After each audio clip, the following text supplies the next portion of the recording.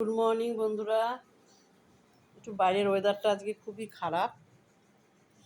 তা আজকে হলো আমি একটু আগে ঘুম থেকে উঠেছি, রাতে ঘুম হয়নি, এত গরম এখানে। একটু আগে বলতে কাজকর্ম সব হয়ে গেছে, উঠেই তাড়াতাড়ি রান্নাঘরে চলে এসেছি।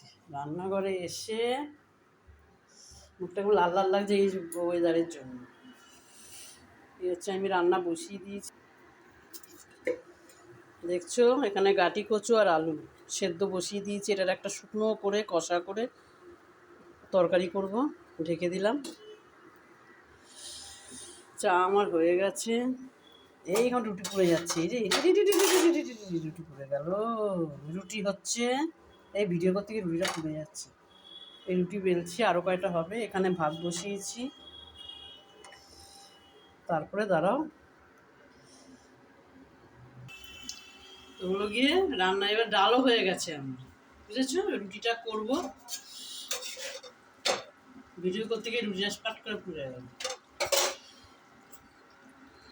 তা তোমরা গাটি কচু খাও, আমরা খাই, খুব ভালো লাগে। সেদ্ধ করে ছালগুলো ছাড়িয়ে পেঁয়াজ আদা রসুন দিয়ে একটু টমেটো দিতে হয়, দিয়ে ভালো করে কষিয়ে দারুণ লাগে, মাংসের মতন। রুটি দিয়ে, আমার ডাল করেছি, ডাল দিয়ে খাবো, ডাল আর ভাত আর গাটি কচু দিয়ে খাবো।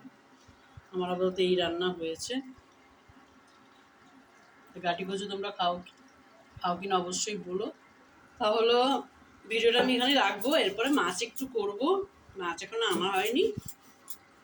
টাটা, ভালো থেকো সবাই। Good morning. আবার বললাম একটু পারলে শেয়ার করে দিন, ঠিক আছে?